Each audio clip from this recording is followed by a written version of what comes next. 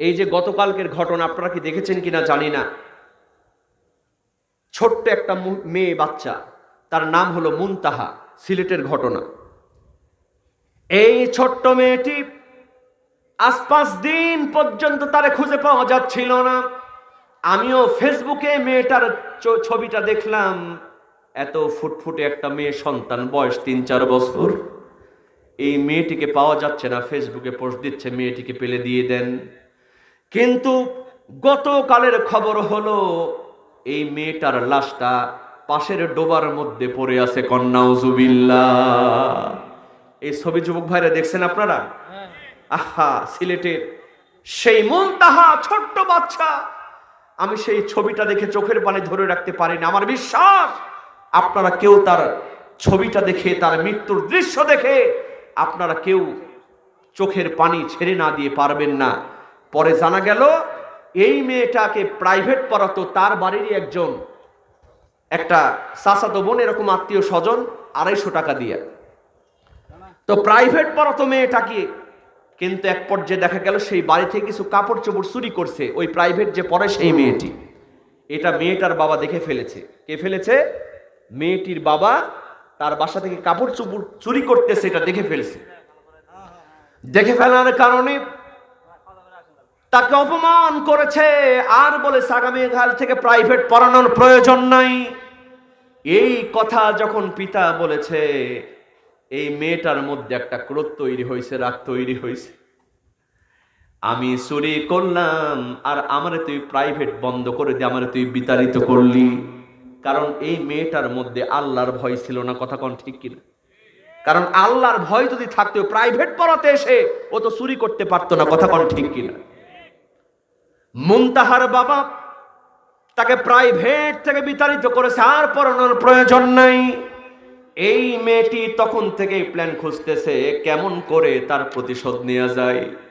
দেখেন মুসলমান, আজকে এক ভাই আর এক ভাইয়ের নামে হামলা মামলা দেয়, একটা বারও চিন্তা করে না। কারণ আল্লাহর ভয় তার মধ্যে নাই।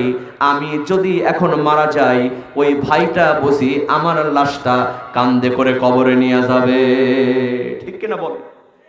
কার কাঁধে চোহরে আমি কবর দেশে যাব, জানি না কার মোনা যাতে খোদার রহম পাবো, কার কারণে করবে ক্ষমা,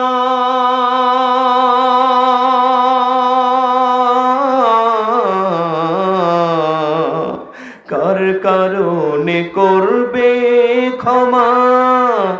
আল্লাহ মেহেরবান, কোন জমিনে মাটি আমার হবে গোরস্থান। চিৎকার দিয়ে বলেন কথা ঠিক কিনা? এই মুনতাহার বাবা তাকে যখন বিতাড়িত করে ফেললো, তার মধ্যে একটা প্রতিশোধের আগুন দাও দাও করে জ্বলতে শুরু করলো। কারণ সেই মেয়েটার মধ্যে আল্লাহর ভয় ছিল না। এই মেয়েটি গতকাল তার কিছুদিন আগে বিকেল বেলায় মুনতাহা খেলতে গিয়েছে। এই ছোট্ট মেয়েটিকে গলায় রশি বেঁধে তাকে হত্যা করছে। নাউজুবিল্লাহ কবেন না? শুধু তাই নয়, হত্যা করার পরে তার বাড়ির পিছনের ডোবার মধ্যে জীবন্ত কবর দিয়েছে। নাউজুবিল্লাহ কর। খুঁজতে খুঁজতে কোথাও যখন মুনতাহাকে আর পাওয়া যায় না, বাজান রে, যারা জানেন না, জানলে আপনার চোখে পানি চলে আসবে। এত সুন্দর মেয়েটার চেহারা, এত সুন্দর নিষ্পাপ একটা মেয়ে, 4-5 বছর বয়স, একটু আব্বা আম্মু বলে ডাকতে পারে, কথা বলতে পারে। এই মেয়েটিকে জীবন্ত মাটির মধ্যে পুঁতে রেখেছে। এরপরে যখন সবাই সন্দেহ করেছে, কারণ আল্লাহ পাক একজন আছে না নাই?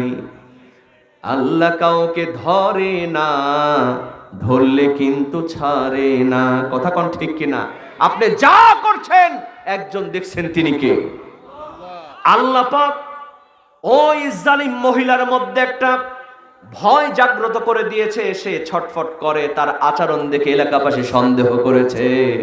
আমার ভাইয়েরা, সন্দেহ যখন করেছে, রাতের বেলা যখন সেই মেয়েটার বাড়িতে গেছে, আর ওই মেয়েটির মা সেও সহযোগী ছিল, মেয়েটার নানিও সহযোগিতা করছে, নাউজুবিল্লাহ কর।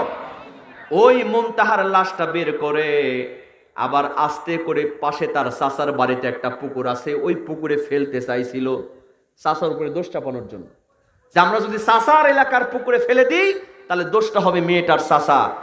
এই চিন্তা করে ওই লাশটা যখন চাচার পুকুরে নিয়ে যেতে লাগছে, আমার ভাইয়েরা সঙ্গে সঙ্গে একজন মুরব্বী দেখে ফেলছে। দেখে ফেলার সঙ্গে সঙ্গে যেমন ডাক দিয়েছে দাঁড়াও, আর ওই জালিমের মেয়েটির মা সে আর দাঁড়ায় নাই, দৌড় দিয়েছে। জনগণ তাকে ধরে ফেলেছে। ধরার পরে সব সত্য ফাঁস হয়ে গেল। ওই মুনতাহাকে গলায় রশি দিয়া তাকে হত্যা করেছে। নাউজুবিল্লাহ। বিশ্বাস করেন মুসলমান, এরকম হিংসাত্মক ভাবে যেই মেয়েটিকে হত্যা করা হলো, এর বিচার আমরা চাই কি চাই না? চাই কি চাই না? আমরা চাই কি চাই না?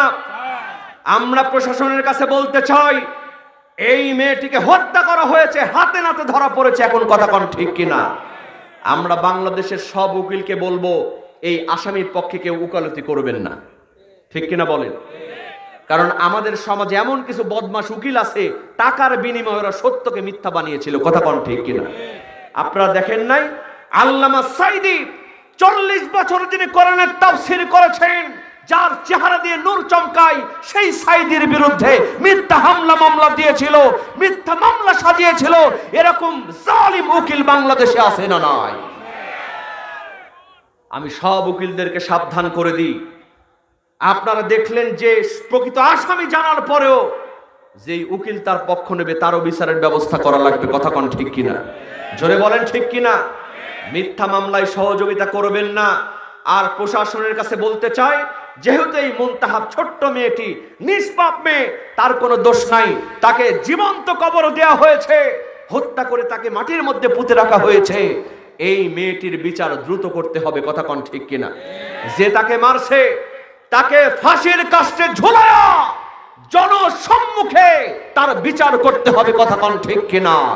বিশ্বাস করেন মুসলমান, এই বাংলাদেশে যদি কোরআন দিয়া বিচার হতো, এই বাংলাদেশে যদি কোরআনের আইন সংসদের মধ্যে পাস থাকতো, একজন জালিম বানানোর ক্ষমতা পেত না। কথা কোন ঠিক কিনা? আমরা করজোর মিনতি করি বাজান, আমরা সবাই বিচার চাই, তার বিচার হোক, কিন্তু আপনাদের কাছে আমার করজোর মিনতি, এরকম অন্যায় অপকর্মে লিপ্ত হবেন না। এই দুনিয়ার জিন্দেগি সামান্য জিন্দেগি। এই জন্য আল্লাহ পাক প্রথমেই বলছেন, ঈমানদার হবে যারা, আল্লাহর ভয়, আল্লাহর কথা যখন বলা হবে তাদের অন্তরটা কেঁপে উঠবে। তারা দুনিয়ার ভয় করবে না, তারা ভয় করবে কার? এরপরে বলেছিলাম 2 নম্বর কোয়ালিটি হলো, ওয়াইযা তুলিয়াত আলাইহিম আয়াতুহু যাদাতহুম ঈমানা। ঈমানদার হবে যারা, যখন তাদের সামনে কোরআন তেলাওয়াত হবে তখন তাদের ঈমানটা বাড়ায় দিবেন কে? জোরে বলেন কে? এরপরে 3 নম্বর কোয়ালিটি হলো, ওয়া আলা রাব্বিহিম ইয়াতাওয়াক্কালুন। ঈমানদার হবে যারা, তারা কেবল মাত্র ভরসা করবে কার উপর? জোরে বলেন কার উপর? আল্লাহর উপরে ভরসা করবে। এরপরে 4 নাম্বার হলো, আল্লাযীনা ইউকিমুনাস সালাহ। ঈমানদার হবে যারা, নামাজ কায়েম করবে তারা। নামাজ কায়েম মানে হলো শুধু নিজে নামাজ পড়লে হবে না, পরিবার নিয়ে নামাজ পড়ার দরকার আছে না নাই? এরপরে 5 নাম্বার হলো, ওয়া মিম্মা রাযাকনাহুম ইউনফিকুন। ঈমানদার হবে যারা, আল্লাহ তাদেরকে যে রিজিক দান করেছে সেই রিজিক থেকে তারা ব্যয় করবে। আল্লাহ পাক বললেন, এই 5টি কোয়ালিটি যাদের মধ্যে থাকবে তাদের ব্যাপারে আল্লাহ পাকের ঘোষণা হলো, উলাইকা হুমুল মুমিনুনা হাক্কান। আল্লাহু আকবার বলেন। আল্লাহ বললেন, এরাই হলো প্রকৃত ঈমানদার।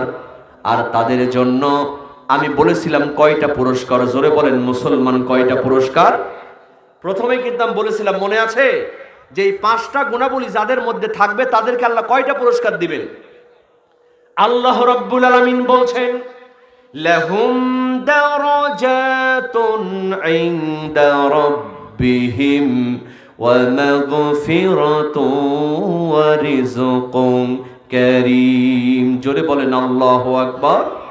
আল্লাহ রাব্বুল আলামিন বলেন এই পাঁচটি গুণাবলী যাদের মধ্যে থাকবে তাদের প্রথম নাম্বার পুরস্কার হলো আল্লাহ রাব্বুল আলামিন তাদেরকে মাফ করে দিবেন। তাদেরকে কি করে দিবেন? আচ্ছা বলেন তো, এই দুনিয়াতে আল্লাহর কাছে কেউ যদি মাফ পায় তার দুনিয়াতে কিছু চাওয়ার আছে? এই কথা বলেন মুসলমান, চাওয়ার আছে? আল্লাহ পাকের ক্ষমা পাওয়া বিশাল ব্যাপার। বিশ্বাস করেন মুসলমান, আজকে আপনার নেতা আছে, আপনার নেত্রী আছে, আপনার সন্তান আছে, আপনার বিবি আছে, কিন্তু আপনি যখন কবরে যাবেন একমাত্র আল্লাহর সাহায্য ছাড়া দুনিয়ার কেউ আপনার সাহায্য করতে পারবে না। কথা কোন ঠিক কিনা?